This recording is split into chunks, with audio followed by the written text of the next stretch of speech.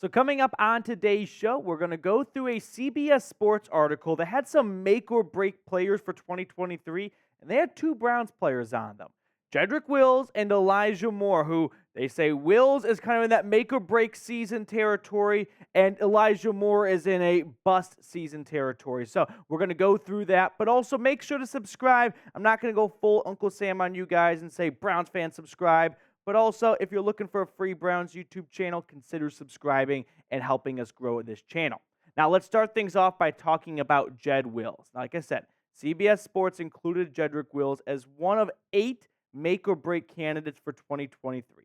Now, as we all remember, Cleveland exercised his $14.1 million fifth-year option for 2024. So, this is where I start to drift away from CBS Sports and say, I don't think it is a make or break year for Jedrick Wills because as of right now, he's under contract for 2 more seasons in Cleveland. Now, it does not guarantee him to be on the Browns roster in 2024. We're going to go back to some recent examples of that being the case. And for Cleveland, you don't have to go back very far of them picking up a 5th-year option and not having that guy for year number 5.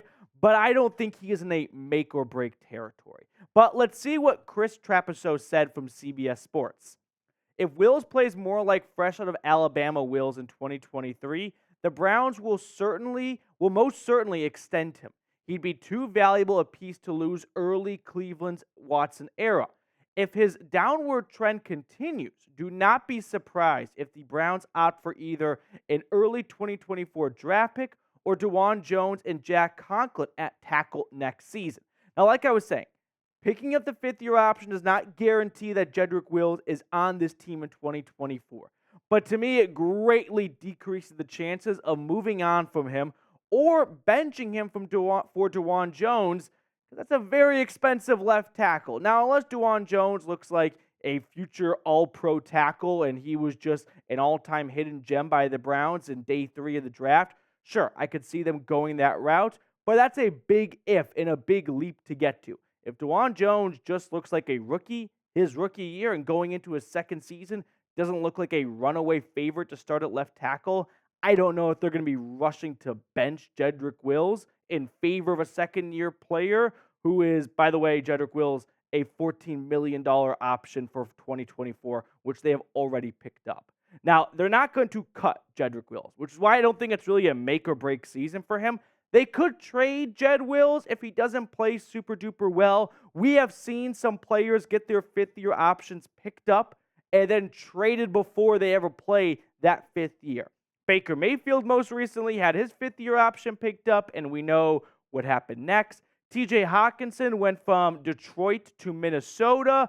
Jamal Adams went to the Seahawks just a couple of months after getting that 5th-year option picked up. DeForest Buckner went from San Francisco to the Colts, and then Vernon Hargreaves went from Tampa Bay to Houston. So these are the only recent examples I could find, unless I'm missing someone, and this goes back to 2016. So it's not very common a team picks up year number 5 and then ships that player away before year number 5 starts. Now, as a Jedrick Wills as a whole, he hasn't been spectacular as a former 10th overall pick in the draft. He's been okay. He's been good. He's been a starting caliber player. Is he a Joe Thomas of the future?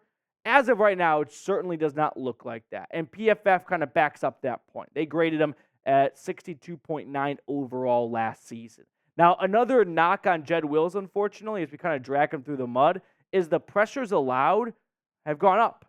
They should be going down. I mean, his rookie season, he looked pretty darn good. 18 pressures allowed. Looked like he was going to really build off of that and be that number 10 overall pick.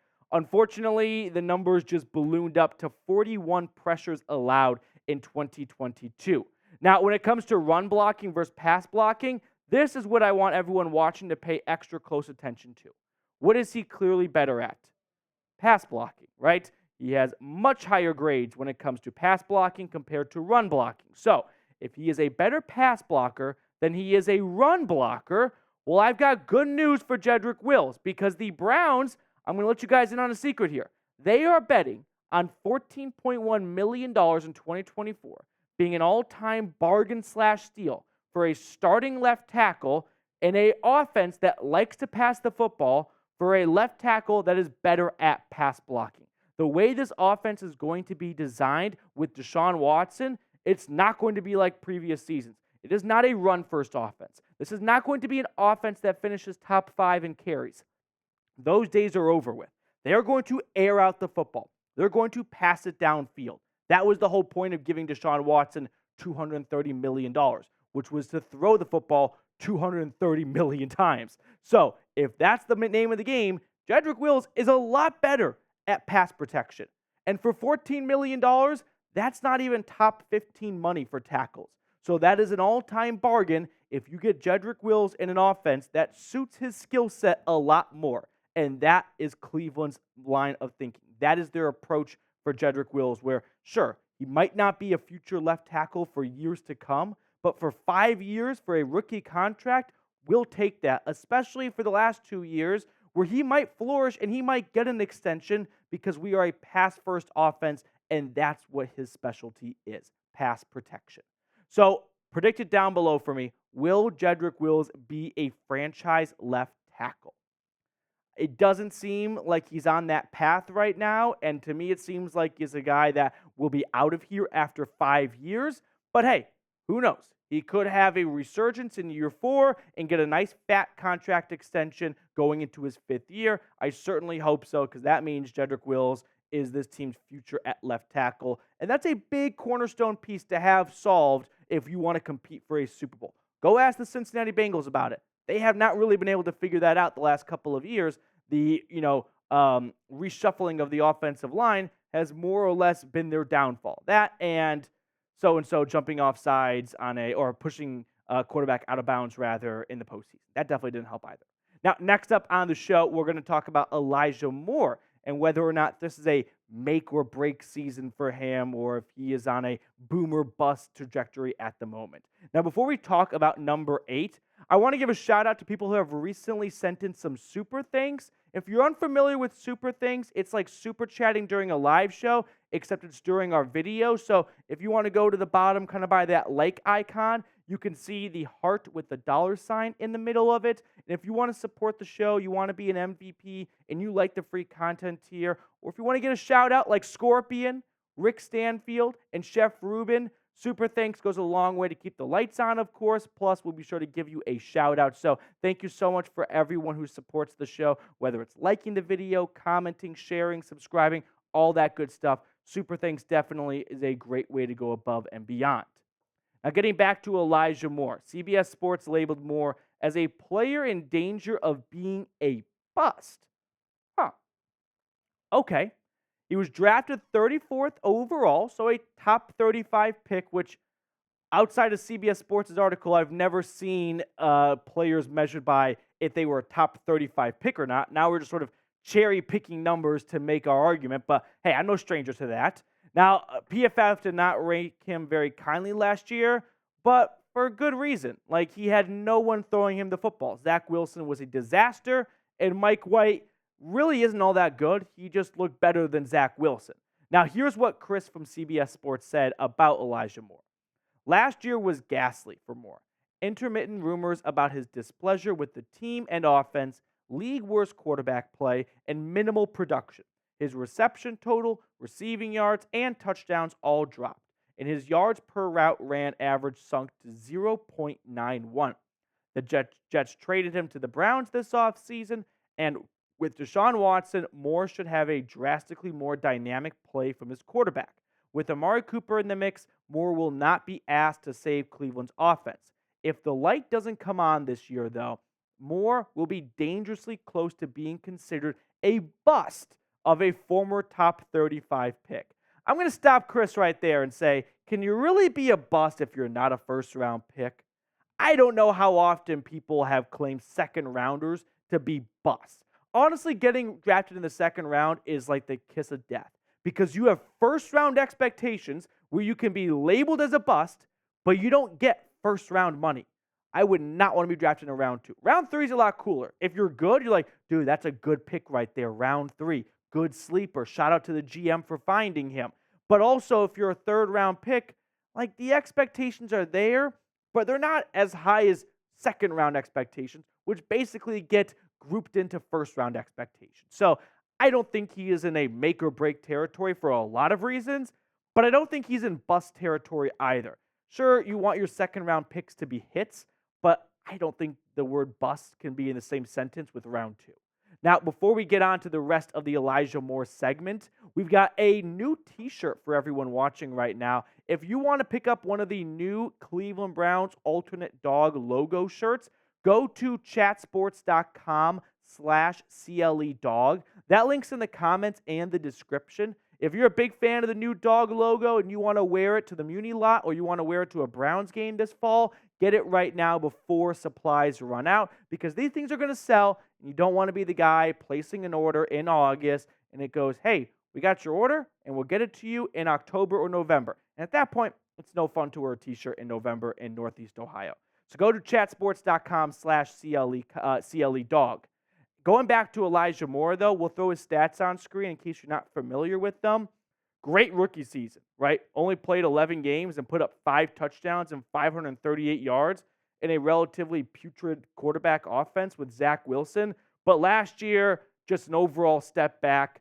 He got into a bit of a tiff with his offensive coordinator, LaFleur, who ended up getting fired. So I wonder who was really in the right there. But I expect a whole new change for Elijah Moore entering year 3. But here's the big point, and here's why Moore is not in a make or break, category for 2023. Elijah Moore is under contract for 2023 and 2024. That is the extent of his 4-year rookie contract. So with the possibility of losing Donovan Peoples-Jones to free agency and Amari Cooper being a cap casualty after 2023, they're not moving on from Elijah Moore too if things don't go swimmingly well in his first year with the Browns. They are not going to gut the first 3 wide receivers from this roster after one season if they don't have to. They might have to lose DPJ to free agency. They might have to move on from Amari Cooper due to his cap hit, but they don't have to move on from Elijah Moore and his extremely low cap hit. So no, Elijah Moore is not in a boomer bust territory because he wasn't a first-round pick. And no, Elijah Moore is not a make-or-break candidate for this season because he's not going anywhere after this season. He is here to stay for at least the next 2 years with all the uncertainty around Cooper and DPJ long-term. End scene. Now, speaking of DPJ and Elijah Moore, who do you think is going to be the wide receiver 2 on this team? You can make good arguments either way. If it's Moore, type 8. If it's DPJ, type 11.